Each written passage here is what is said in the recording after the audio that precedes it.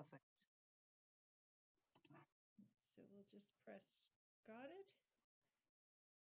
So yes, welcome everybody, and welcome to this TMI Exchange, this gathering of the TMI community that's really focused on the subject of learning from seniors. And the objective is really to bring together our TMI community that are involved, obviously, in this area. We have here today leaders and participants in our seniors outreach program. We have people involved in the digital literacy project. And both of these projects are funded by generous sponsors and partners, the Lindsay Foundation in the case of the seniors outreach program, and the New Horizons grant for seniors from the federal government. So thanks to them, and especially to you and all your efforts, we're here today.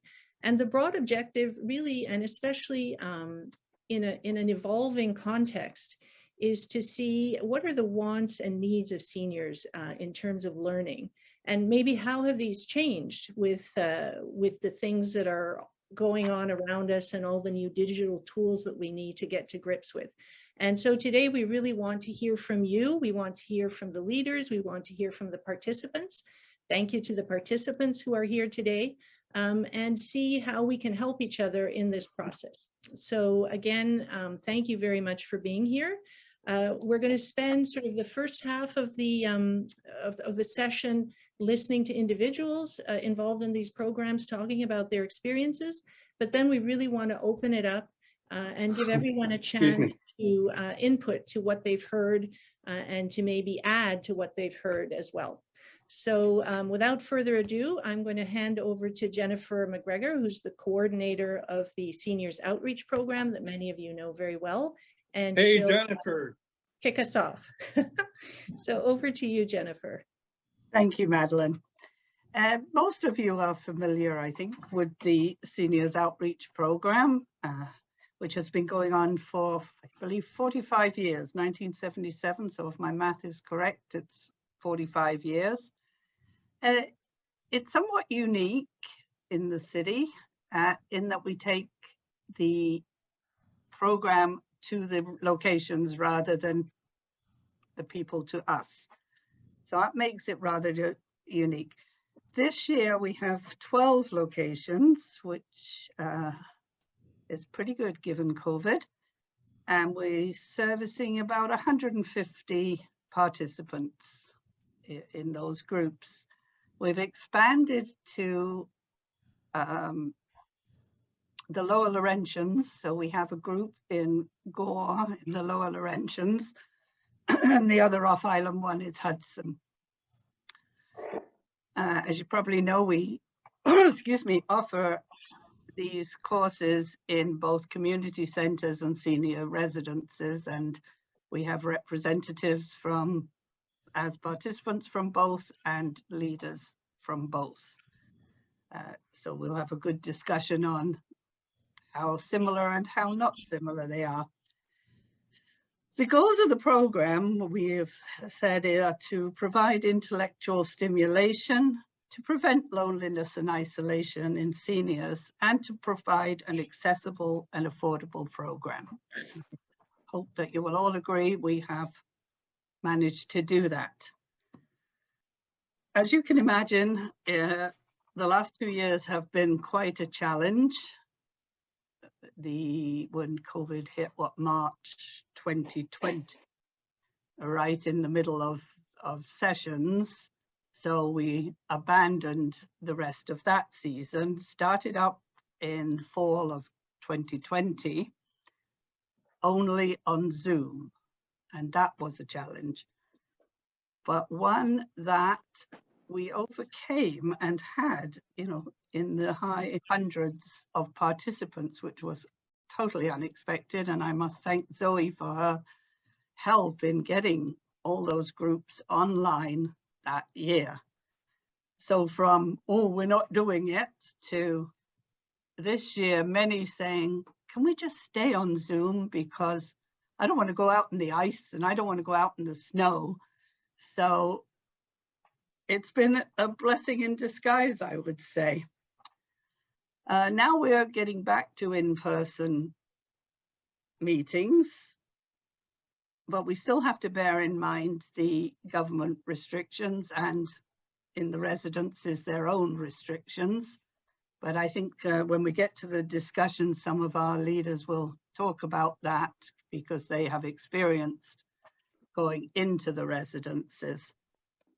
So overall, where it could have been a disaster, that was a success and gives us, you know, goals for going forward as to offering both in-person and digital online courses. So I thank all of you who've been part of it, making it work. And I'm now going to hand you over to Judy Macdonald, who is the coordinator of the digital. Oh no, sorry, I'm jumping the gun. I am now going to introduce you to, something had to go wrong, didn't it? I'm going to introduce you to 3 participants from our Seniors Outreach Program. So the 3 are Françoise Vien, who is in a group of like-minded people in Beaconsfield. We meet in a church normally, but now on Zoom. Hermina Cruz, who is a resident at Manoir Westmount, and Sandra Proctor, who is at the community centre located in St. Lambert, Maison des Aulniers. So in no particular order, I'll start with Françoise. What has it meant to you, the Seniors Outreach Program? I have to say that Thomas More has meant a great deal to me. I have to go back to 2014. That's the year that I was widowed. And I decided in August that I had to do something in order to stimulate my intellect. So I started off by being an attendant at the Atwater Avenue classes downtown, which were absolutely wonderful. Then there were in-person sessions in Pointe Claire, which again certainly fit my interests, and I feel that I have learned so much. And when Jennifer announced that we were going to be on Zoom post-March 2020, Jennifer will be the first one to testify that there was a big frown on my face, and I thought, oh no, I'm not sure I want to do this, and I'm not sure I can do this. Well, let me tell you, it's more than a blessing in disguise. You only have to consider our climate, what things are like and are so unpredictable from, I'm going to say, December to the end of March. Zoom is a lifesaver. And as much as I was reticent, I'm a little bit computer literate. We all have had to, but I guess I was worried about my own capacity of signing in. And I was concerned about losing the friendships and the actual contacts of people that we got to meet every week. But, you know, I have to say, and I apologize to Jennifer afterwards, because I was a little bit negative at the beginning.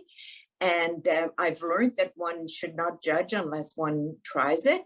And once we do go on Zoom, and I have done it with the Senior Outreach Program, and I've done it also with some of the other courses, a community develops. I mean, it develops on the screen. It's amazing. And I remember after 1 or 2 sessions, and I successfully, you know, signed in, I felt that I had been with my friends and with my colleagues. And I was very thankful, because by that time, if you remember initially, we were all so isolated and we wondered when the vaccine would come. We didn't know it would come this quickly. And it was a lifeline. It really, really was. So I'm still enjoying it. I plan to do so for many years to come. And Thomas More has been very, very patient with all of us, enabling us. If we had a problem, we would let them know, and they would coach us on how to sign on, sign off, unmute, gallery view, everything else. So it's been very, very positive, and I do recommend it. Thank you so much, Françoise, for that vote of confidence. Hermina, you experienced quite a shut-in, I think, at the beginning of the COVID. So let's hear from you and what it's meant to you. Well, if we talk about Thomas More, I would like to start from my relationship with Thomas More. When I retired, I very luckily, the community center was a big help. They had exercise classes for seniors, and I went there regularly. We had 3 times a week, I think, and it was great. And then I went to Thomas More and I fell in love with it because I love the approach of Thomas More. I think that the fact that it's an horizon that opens up when you're retired and you're aged. You feel a bit going downhill, right? We notice our memory failing and our, well, so many things that are not working the way they were working before. So I was very, very happy to go to Thomas More.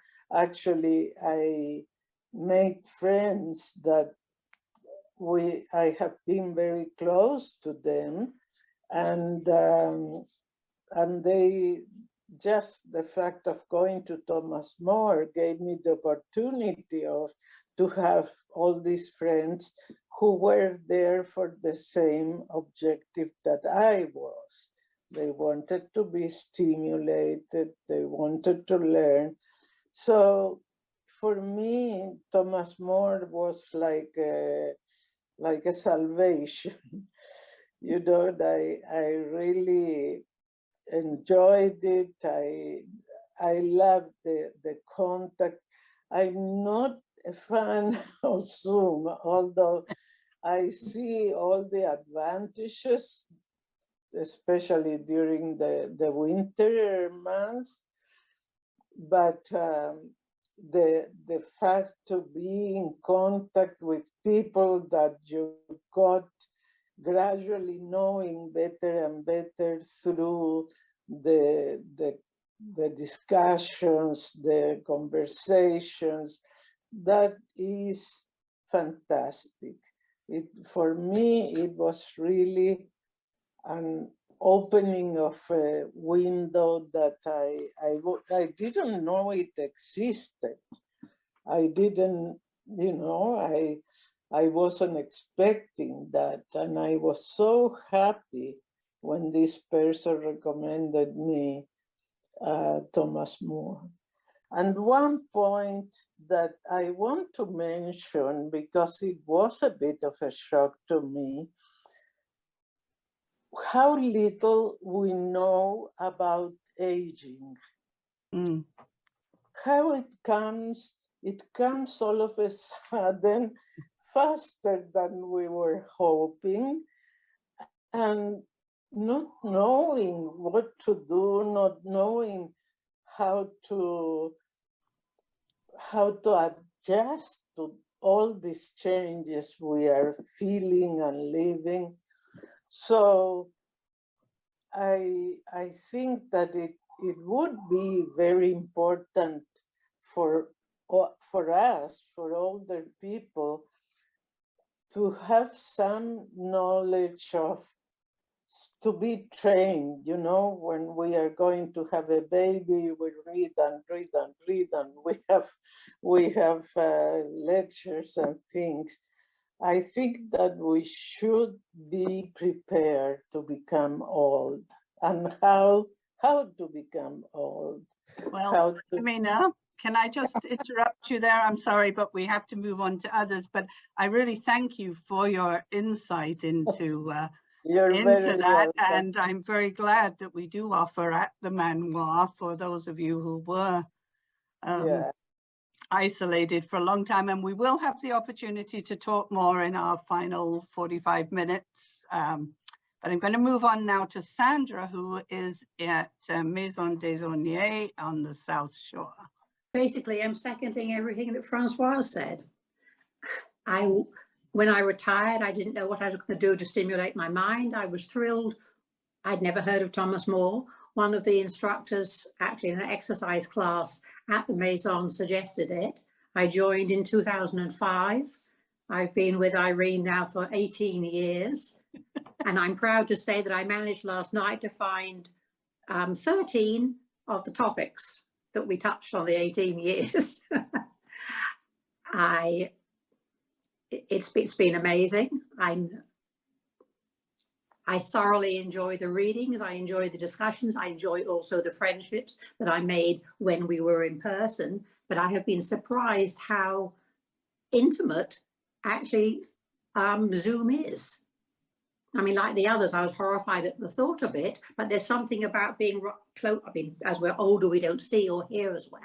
And having people right there on the screen, we're a small group, is very intimate. So it's a different form of friendship, but I thoroughly enjoy it. So there's pros and cons to both. I mean, my druthers would be up until Christmas, have it in person, and in the horrible winter months, go back to Zoom. So, I mean, basically, I'm seconding what Francois said. I have learnt so much and I've enjoyed it incredibly.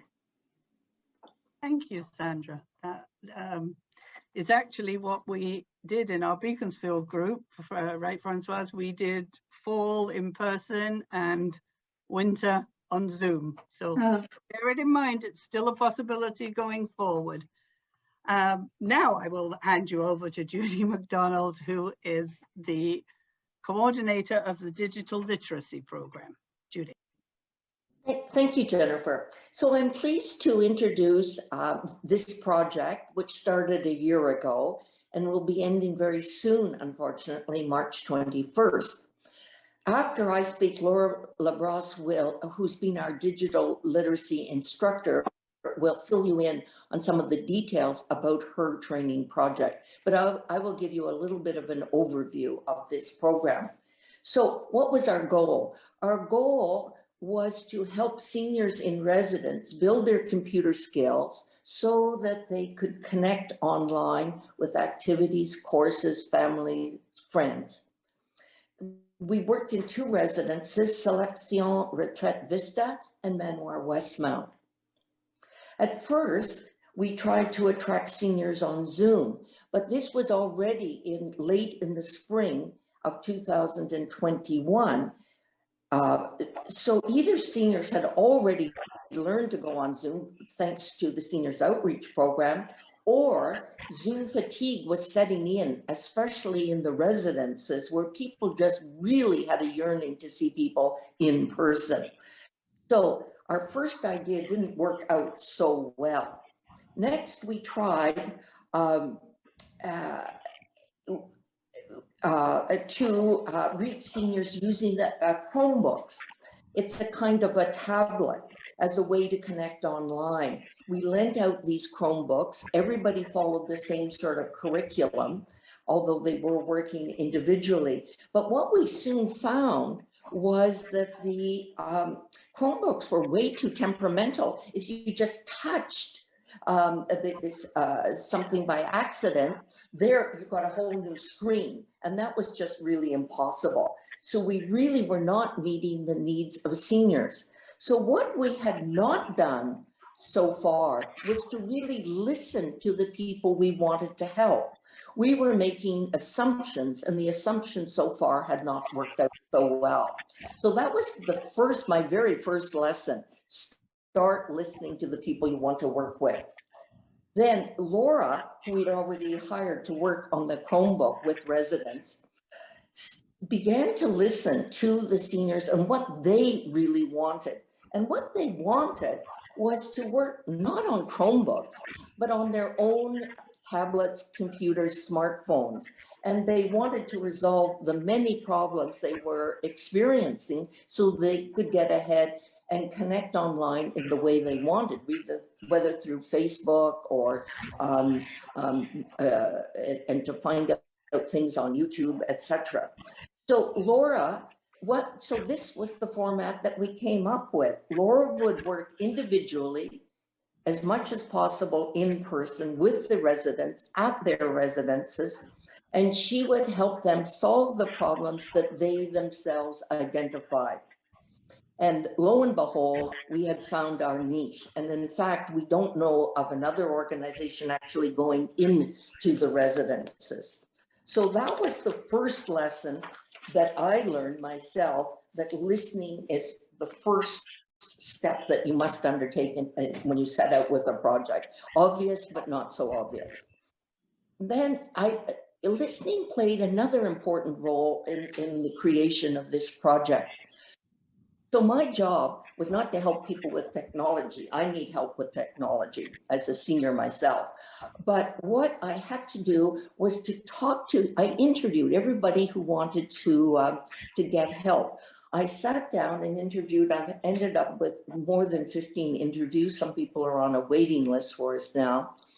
And I talked to people about their problems dealing with technology, but soon the conversation that I found went into people's past, people's careers, their families, their children.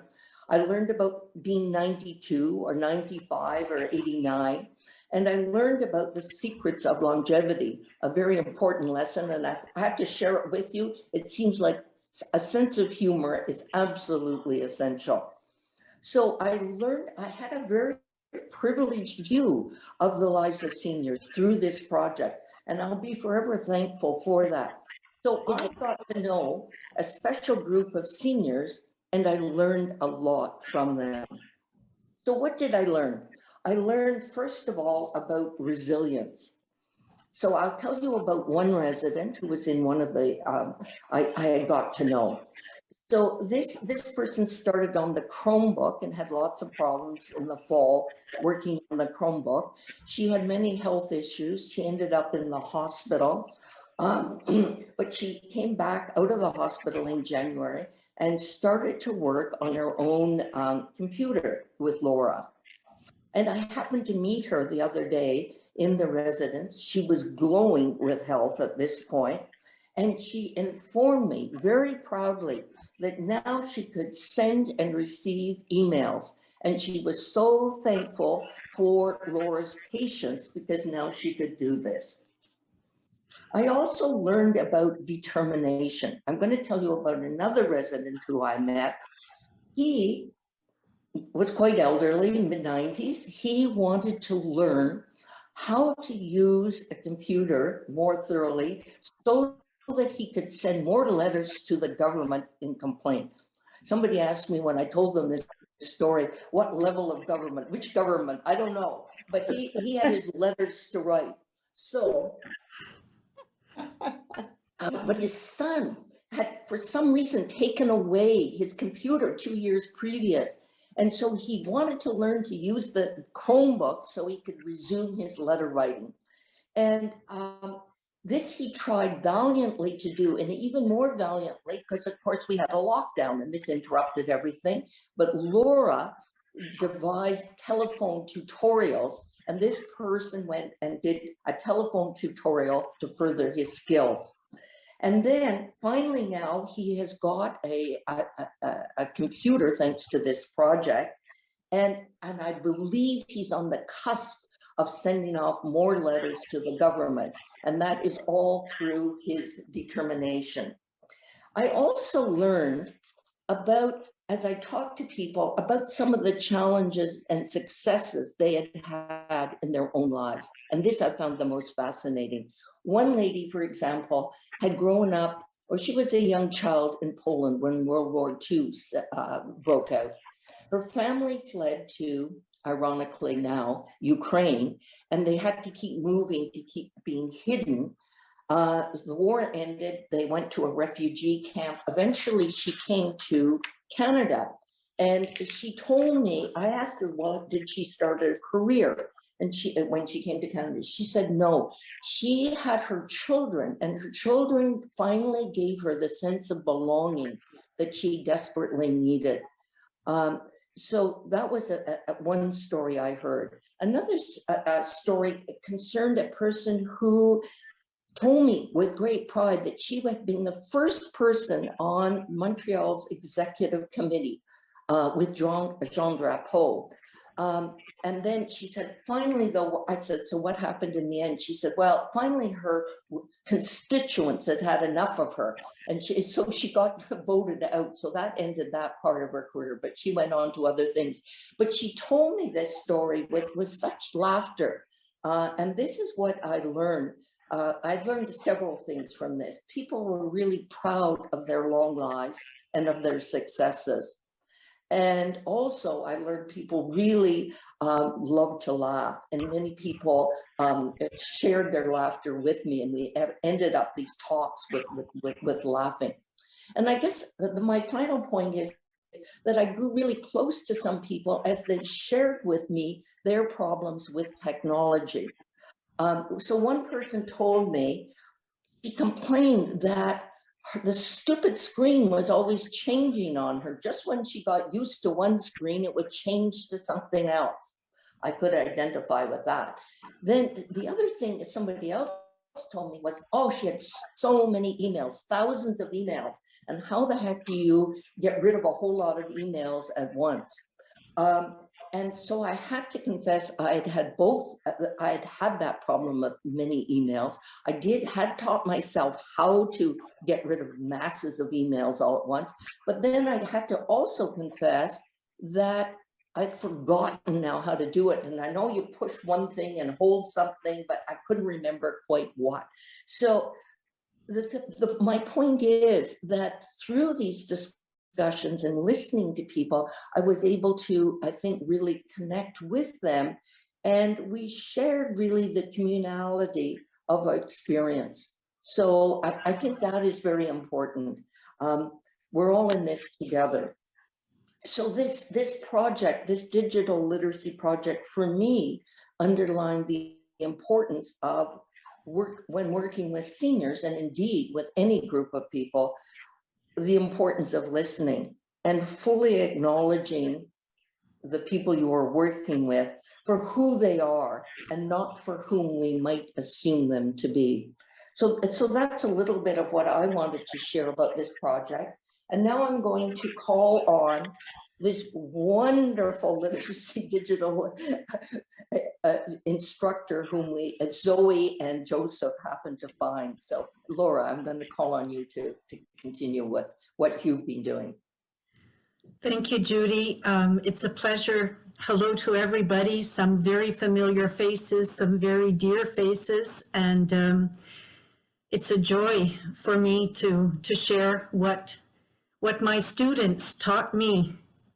The first thing they taught me was to throw my teaching plan out the window, because what I was thinking that I would be able to teach, or the method of teaching, did not necessarily work for everybody. So as you know, to really confirm what Judy said, keep an open mind, listen to the seniors, determine what's important to them at that particular day, at that particular moment.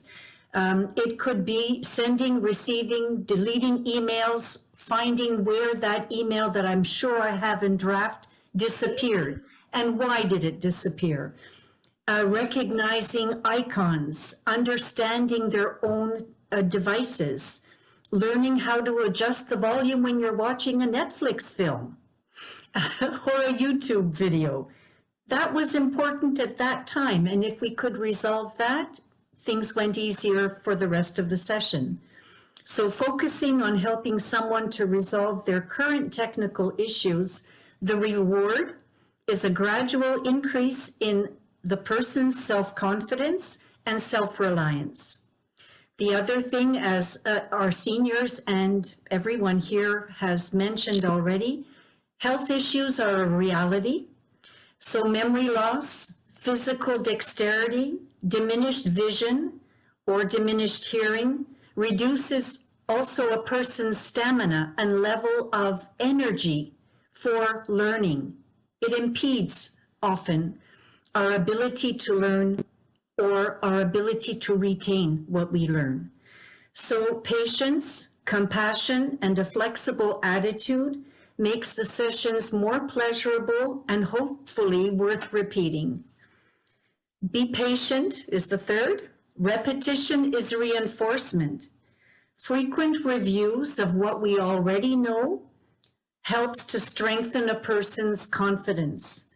It becomes the springboard for continued improvement, and sometimes it will even spark a person's curiosity because they're a little bit more confident to click on something and realize it's not the end of the world. You can always press escape, VX, or just reboot the whole system. Nothing will happen.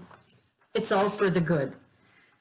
The other thing I learned is that technical vocabulary, terms, and icons may be difficult to understand.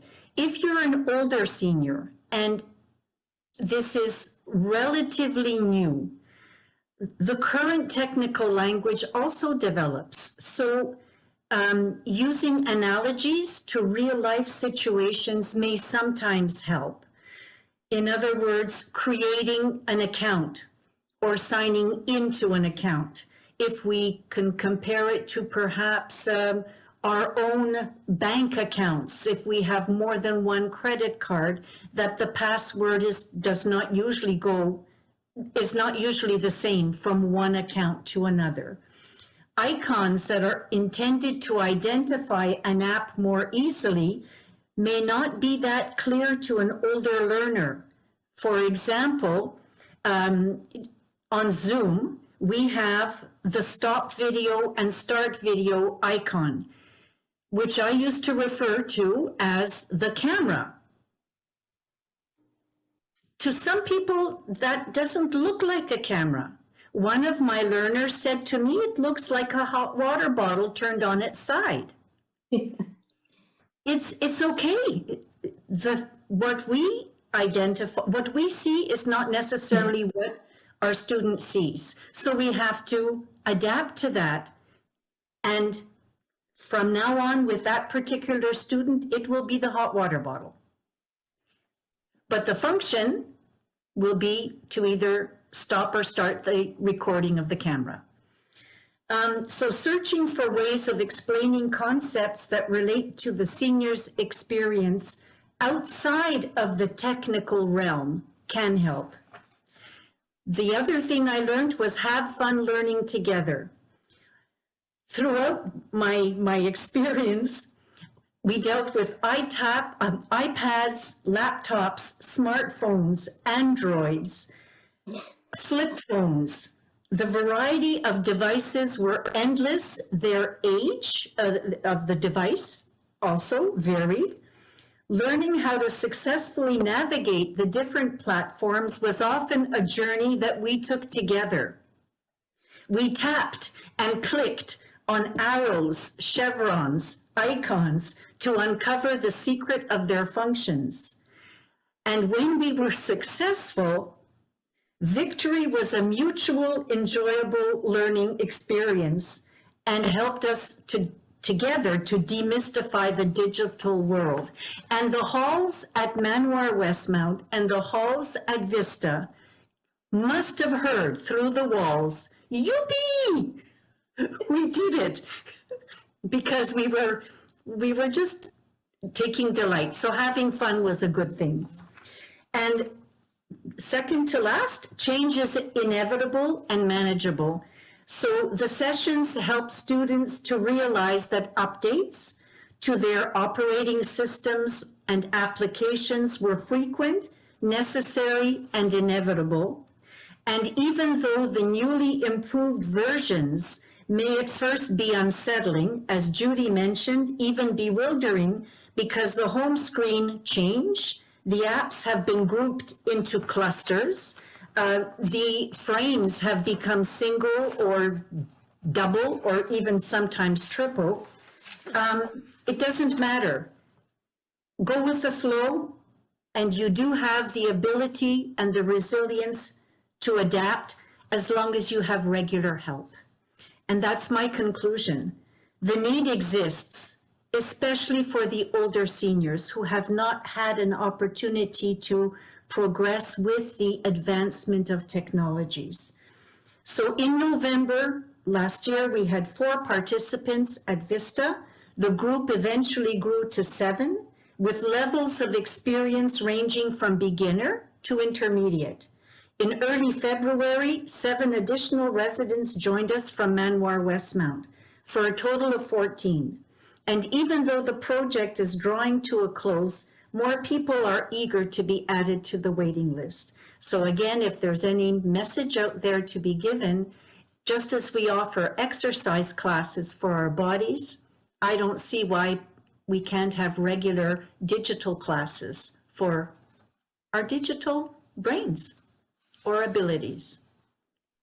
That's it. Thank you so much, Laura. I'm going to turn now to 2 of the residents, Linda Lambert, who is at Vista Residence, and Terry Reed from Manoir Westmount. Could you both unmute yourselves, and I'll ask you each a few questions about your experience in this digital literacy project. So Linda, I'll start with you while Terry unmutes. Oh, there you are, Terry. So Linda, we'll start with you, and I'm starting with Linda for another reason, because today is a very special day for her. And so I hope you will join me in wishing her a very happy birthday on this special celebration. So I did want to mention that. So Linda. Happy birthday, Linda.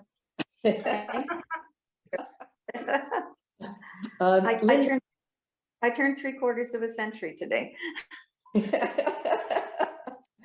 Thank you.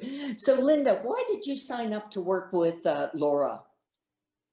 Well, I knew how to operate my computer at home. It was a big tower and all that.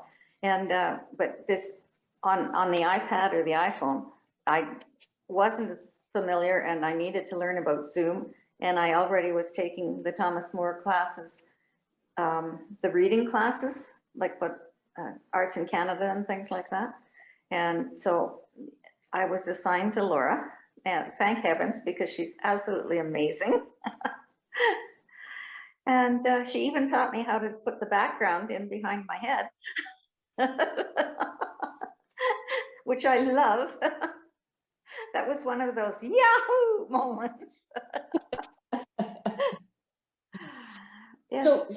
So Linda, what would you say Laura did to make your learning easier and more effective? Well, she listens to your problems. She makes you repeat steps that you've done the time before, so that she knows that you haven't been forgetting. She teaches you all new tricks of the trade. It's just amazing, and she's such a lovely person. Thank you, Linda. So now we move on to Terry. Terry, who's at Manoir Westmount. Why did you sign up to work with Laura to improve your skills? Well, I think I'm going to be quite repetitive. There's been so much said already, but I realized I had forgotten a lot of my computer skills, and some I am sure because of computer changes. Before I moved into a residence in 2018, when I was 88 years old, I was able to use the computer efficiently enough to pursue an active interest, a hobby, which I shared with my autistic son, in selling antiques, collectibles, and old books. I sold on eBay, Kijiji, Craigslist, Abe Books, Amazon, etc. But my change in domicile to a senior residence was somewhat traumatic, because it made me feel that I had lost a lot of my autonomy, that I no longer was in control, in complete control anyway, of my life. I only used the computer for mundane things, And my gradual adjustment to residence living has created a much renewed interest. Thank you.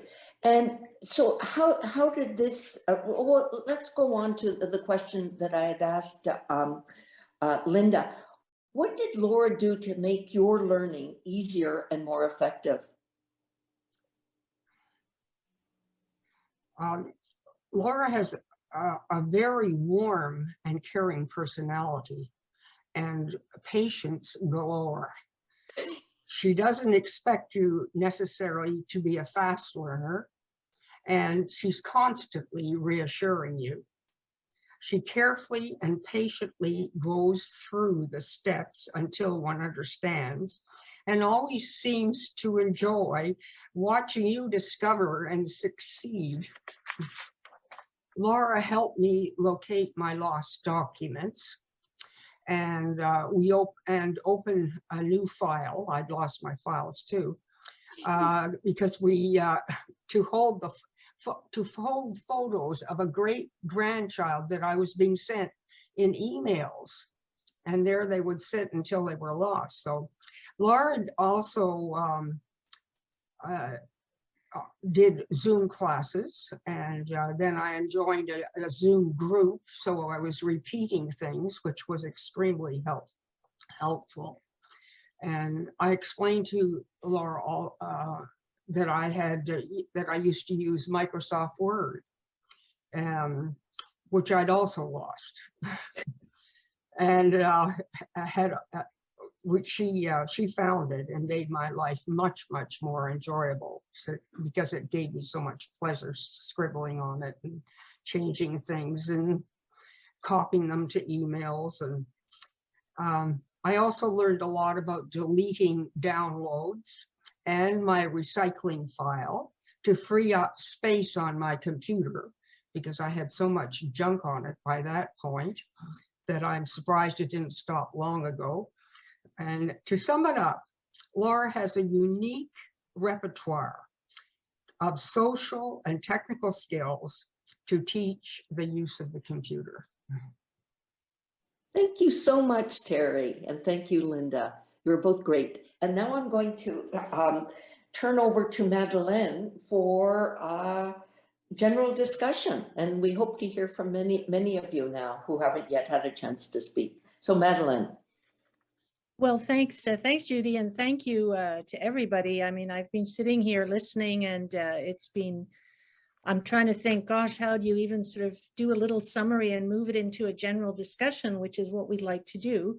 But before that, Jennifer, I know you wanted just to do a quick introduction of the other people who are here, just so that everyone gets a chance to have a little insight into everybody else. So I'll hand it over to you first.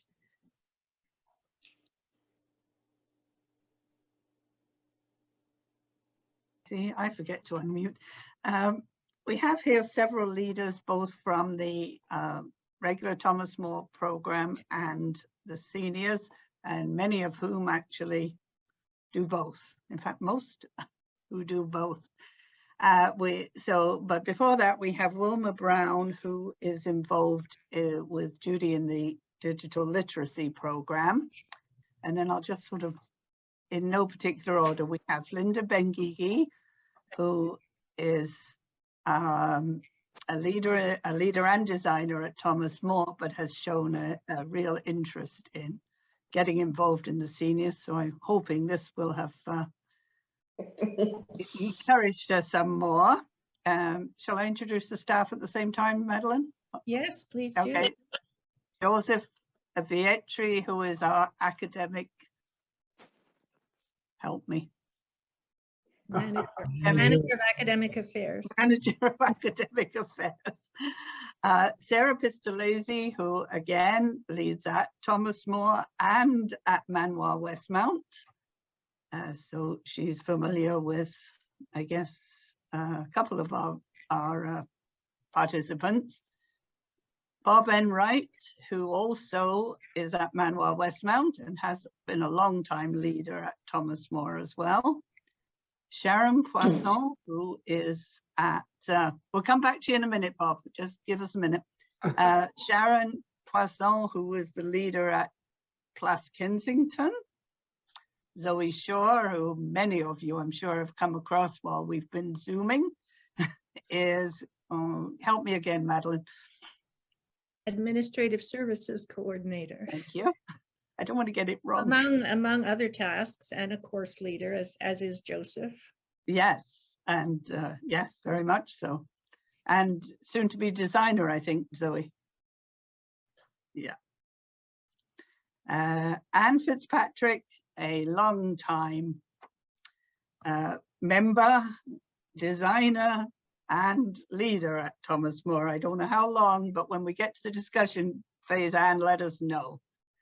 And Irene, who I think probably as long as Anne, Irene, certainly a long time member of Thomas More, leader, designer, and jack of all trades, I think.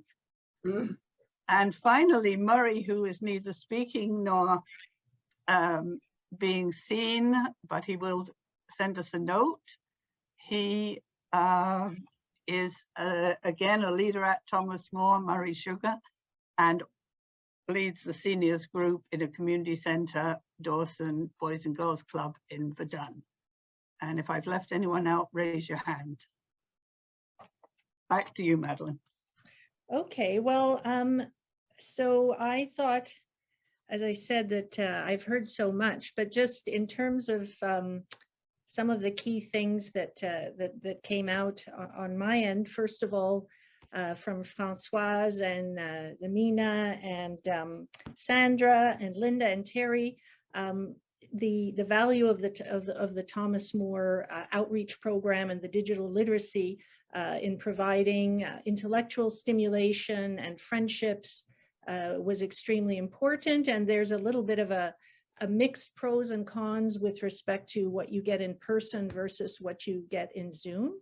But when we move, and both of those have values and slightly different perspectives, and present certain challenges. You know, how can you build the social element, which is so important in a Zoom environment? How can you overcome reluctance maybe by some people to going onto those platforms? But more generally, some of the things that were coming up in terms of learning in these, not just these new environments, but more generally, there are so many challenges that might be faced, whether they're related to health issues that you might have with respect to vision or hearing, or loss of autonomy in some instances. But at the same time, there's such a tremendous resilience and determination that is shown by individuals who are overcoming some of these challenges and very eager to continue learning and having social connections. And so in facing the possibilities and the challenges, there's all kinds of things that Laura, I think, was very adept at summarizing and reflecting many of the things that you said, humor, compassion, listening on the more practical level, being aware of the different tools that are important, using the analogies so that you can talk to people in a language that's familiar to them and that they can work with. And also the immediacy. Sometimes you're very frustrated with a particular problem, and so you need to address that particular problem. And that in turn can build a self-confidence that allows you to tackle the more general ongoing challenges that you face when you're looking at these digital platforms. And in all of this, of course, the human and the warmth is really the bedrock of making it work. So I'm just wanting to open up a general discussion. We have touched on so many things with respect to how you learn effectively, what works for you, or if you're a leader, some of the members in your community. Does someone want to comment on particular learnings they have had, or does something resonate that you've heard this afternoon, or not this afternoon, this morning? I would just ask people if you want to speak to either use the hands up icon or just raise your hand and we can call on you one by one. So what has resonated with you in terms of learning from seniors or addressing specific problems that you may have heard about?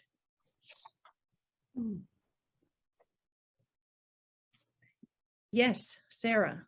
A couple of the things that Jimena said really spoke to me. And one is about how little we know about aging.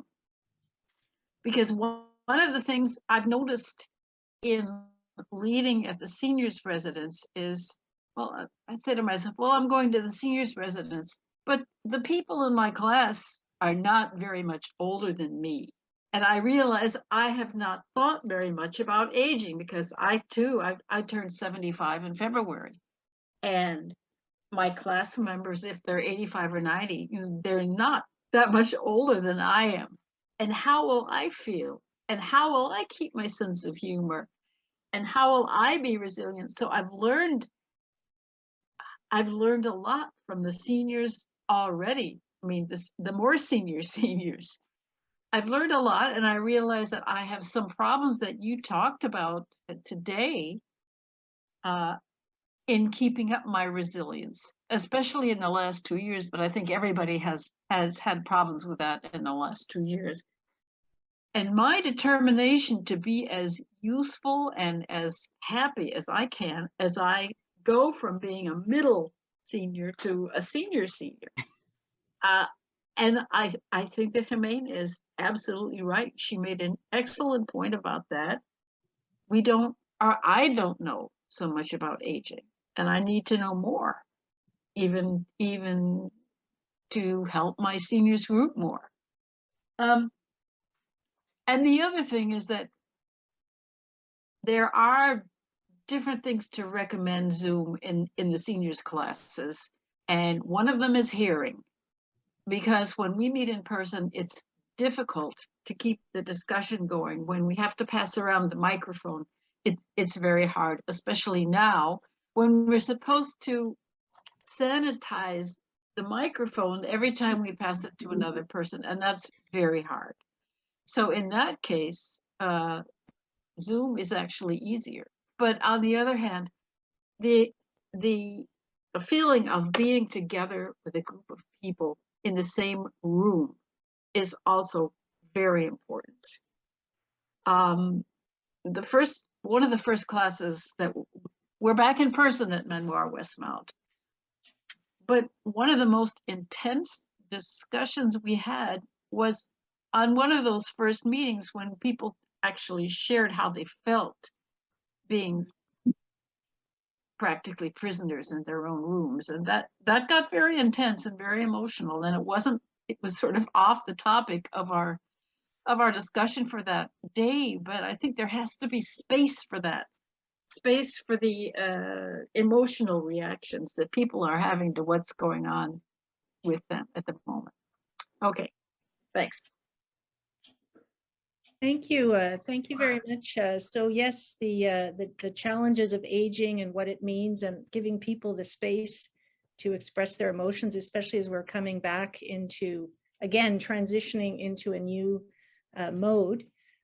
Does anyone have a comment related to, oh, sorry, yes, Sharon, I see your hand is up. You're on mute, Sharon.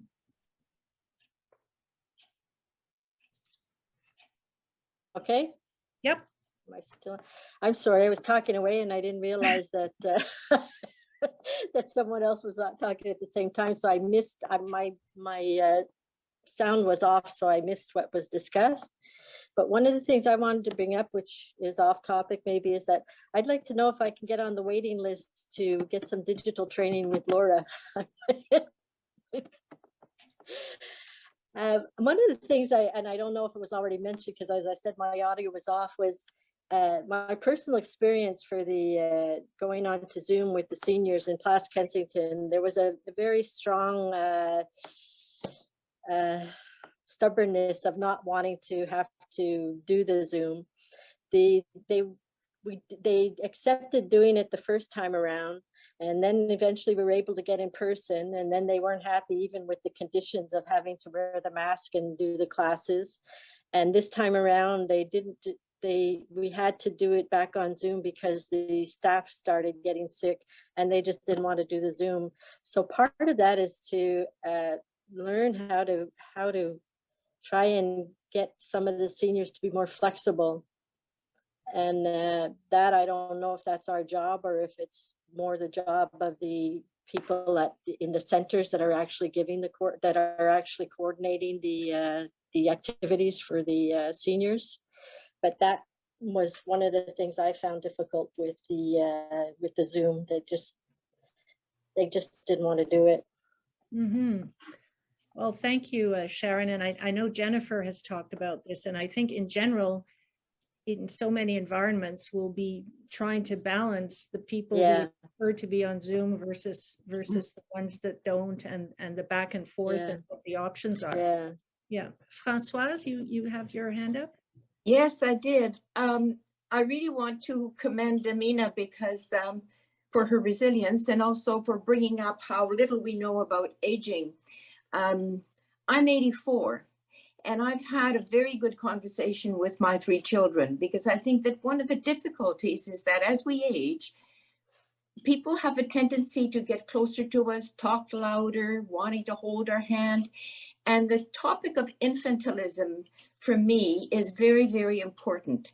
And my children have all agreed that they're not going to practice infantilism. And if they do, I'll bring it up. But this is what Thomas More doesn't do. It doesn't treat us as inferior people. It believes in our potential. And I think that's what's so important, because as you get older, I don't know about anybody else, but I know that I have had bouts of guilt too frequently that I shouldn't have. Feeling guilty because one is inadequate. Feeling guilty because a grandchild is trying to show you something on the computer, but they speak and they go so fast, there's no way you can keep up with them. All the better reason to go to someone who is knowledgeable and patient like Laura. And also because as you get older, and sometimes if you have a few health issues, I recently had a very bad episode of gout, which I didn't know anything about. And it's almost as if all of a sudden there is a feeling of a loss of control. And you wonder as you are aging, how much control will I retain? So this is what Thomas More does. It believes in us, it gives us confidence, it gives us help. And I mean, it's amazing what we've had to learn. I was in a restaurant pre-COVID, and I remember seeing a family come in with little children who were no more than 2 or 3 years old. Everybody sat down at the table, and the 2 and 3-year-olds took out their tablet. And I thought, and the parents were on the phone. And I thought, oh my goodness, you know, these children are learning at such a young age. I was way older than that when I had to learn about everything. So the vocabulary is not easy. It's learning another language. So I just want to reiterate that, yes, I think it would be appropriate and it would be timely, even for a course to be given on aging, so that we learn. I'm in the process right now of selling my home and also moving. And those are, you know, they are dramatic situations, especially more if, you know, you're by yourself and you no longer have your spouse to help you make decisions. So there's a whole lot, you know, there's a lot out there, and a curriculum would be very, very easy to design. Thank you.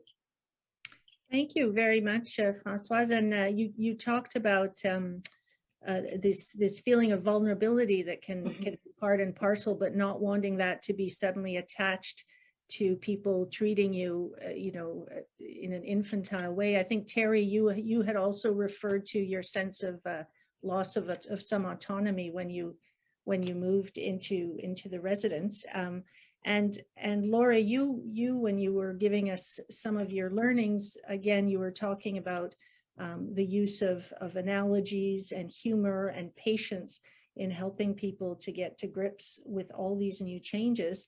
Are there other things that have come to the fore in terms of building that self-confidence? Because often with anything, as you were saying, Laura, it's a baby step. You solve one little frustrating problem and that helps you to give confidence and patience to try something else.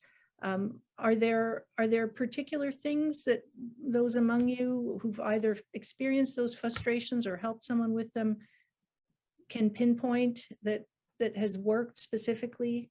Laura talked about analogies, for example, in terms of helping people to feel comfortable trying things out. Are there other techniques that, yes, Sarah? This is not a technique. This is another question for Laura.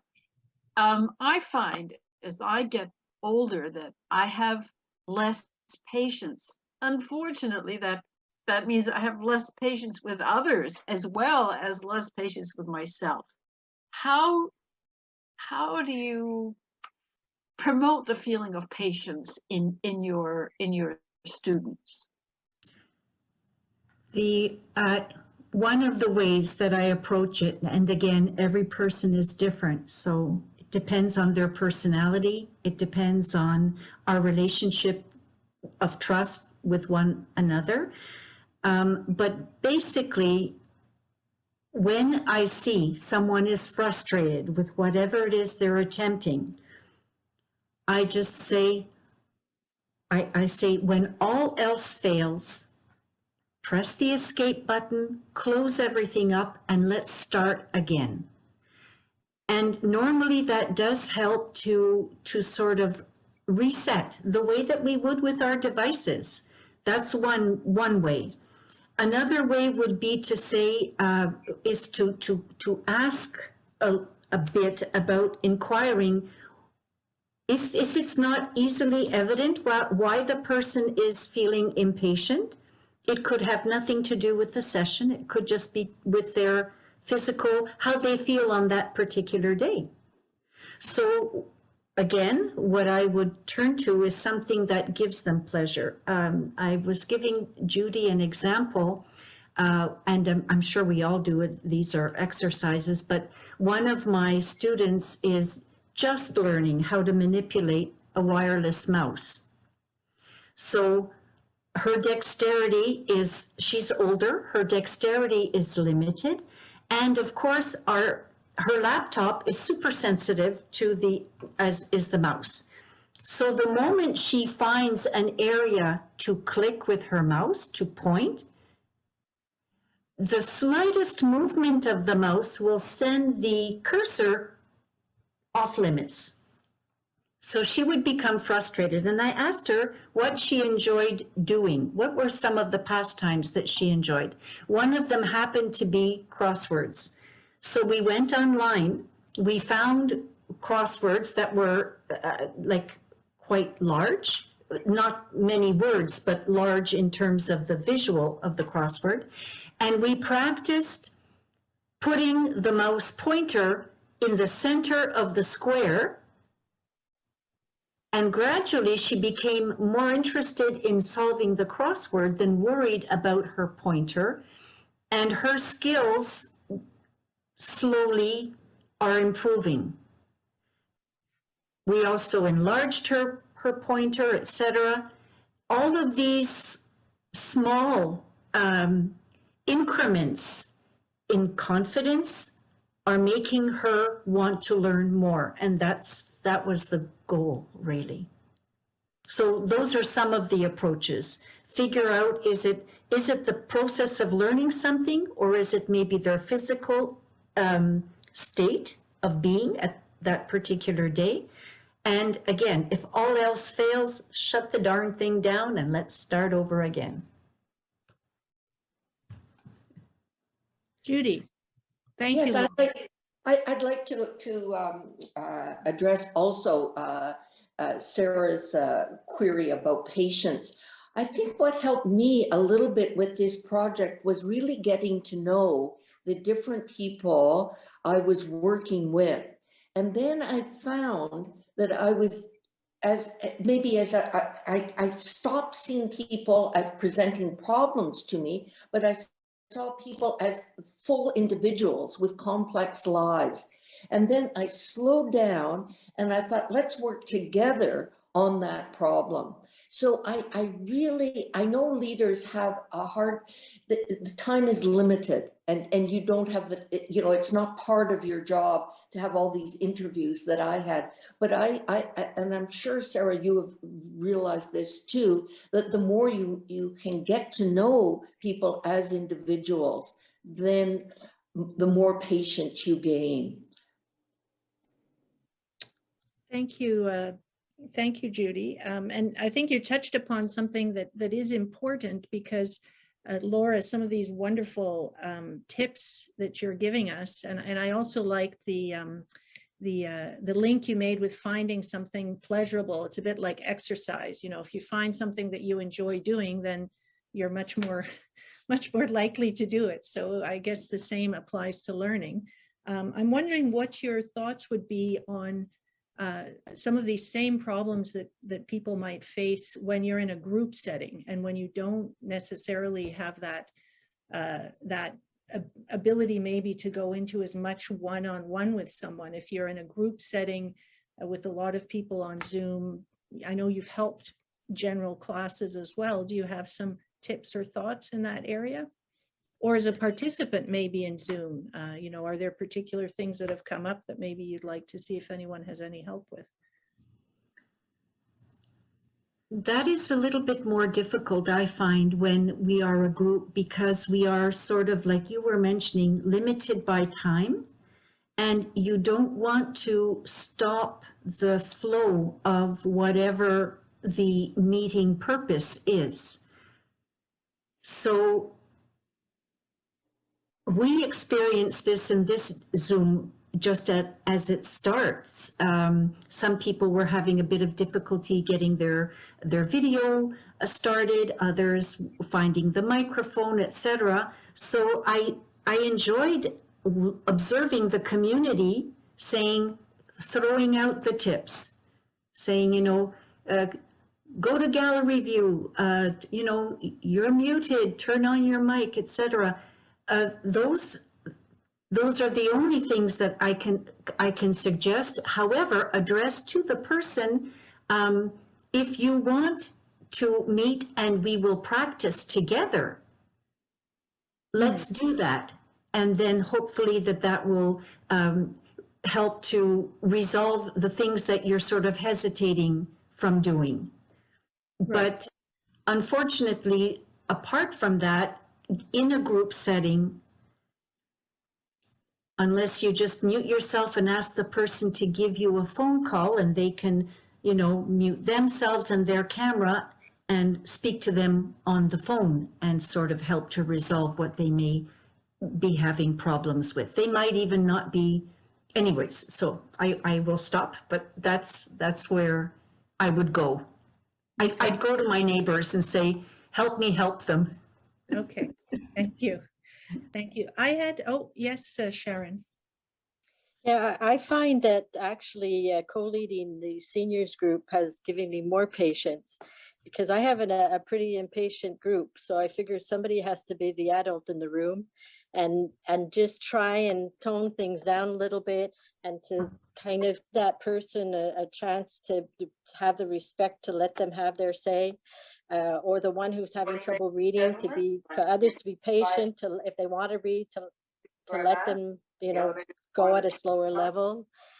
We have some also that are, you know, have a bit of Alzheimer's, and they might go off the topic and the group might get impatient, and we try and bring it back to like giving a chance for everybody to have a say, even if we can go off topic a bit. So that a lot of it is learning to not get upset and to be patient, and that where Sarah's saying she finds she doesn't have patience as you get older, I find they're teaching me to have more patience. So that, you know, it helps that you don't get upset with them. Let's say it that way. Okay, thank you, Sharon.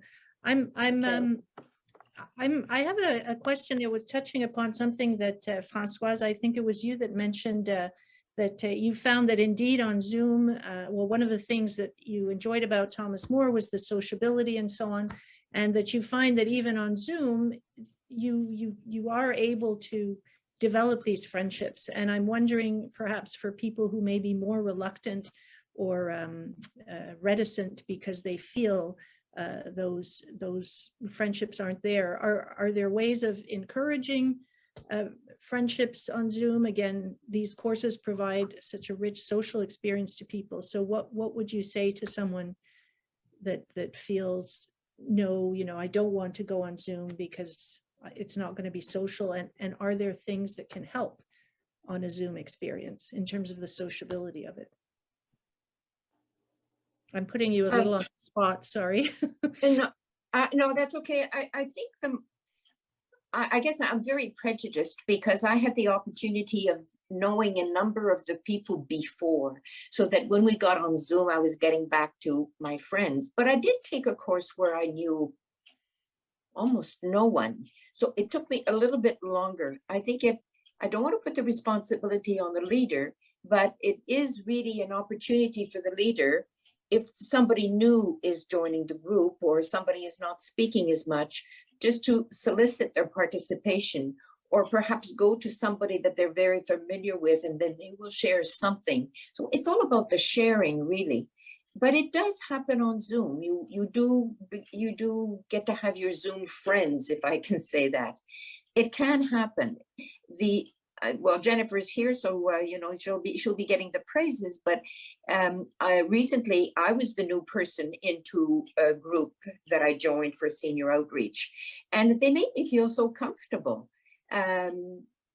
I think there's a certain an éveil that is necessary on the part of the leader and maybe on the part of the alumni people who know each other to reach out like you would do in a room.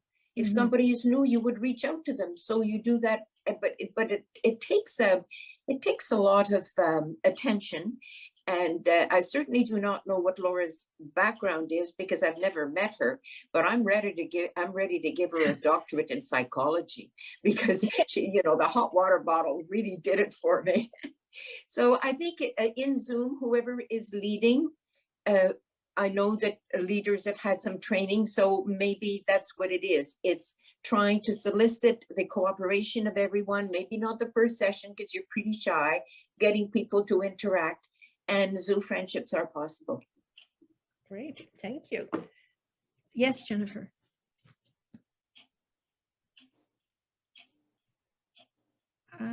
I can't hear you, Jennifer. She's not muted. No, but you're not muted. That's Laura. What's going on? I can't hear. Oh, Jennifer? No, no. no, Okay, for some reason we can't hear. we can't hear Jennifer. No. Okay, well, we have about a few minutes left. We don't have a great deal of time left. I'm wondering if there's anybody that wants to share some final thoughts or reflections before we sort of wrap things up. I'll just add a word or two. So I'm Wilma Brown, and I've been brought in just recently with Judy Macdonald just to do an evaluation of this particular grant that you got and the effect that it has had on seniors, et cetera, et cetera. So I just want to say that the positive responses I've been interviewing on the telephone with seniors and the positive responses about the whole project, that what they have learned is just instrumental in creating, as we've said earlier and what I've heard earlier today, just that confidence building, the helping people to feel that there's things they can still learn instead of all their losses, but there's things that they are still able to gain, and they are thrilled. They're absolutely thrilled. So I just want to hats off to everyone that has especially even initiated this whole project and getting the grant to do this. And just to say, I am very impressed. Thank you. Well, thank you. Thank you very much, Wilma. I think that's a nice way to segue into sort of concluding on the day. So I'd like to start first of all by thanking all of you for being here, and thank you for participating in what I think has been a very engaging and certainly enriching conversation. There's a lot to think about coming out. I think in some instances, not always surprises, but good reminders.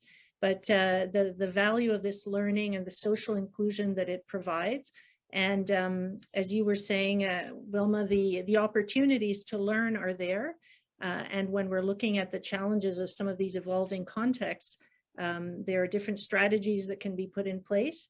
And I think, as a number of us have touched upon, this idea that we do need to know more about aging and that some of the challenges and what to expect and how we can be positioned with the tools. And I'm sorry, I don't remember who said having both the social skills and the more technical skills to ensure that we can make these wonderful courses and learning opportunities in general available to a very broad community of people. So thank you so much, everybody, for participating. What we'll be doing from our point of view at TMI, we're obviously going to be taking note of for ourselves and for our leaders of many of the things that have been mentioned here today, so that we can continue to enrich the way we do things and with the input from our community. And also segments of this will be put on our website so that other people can have the opportunity to hear some of the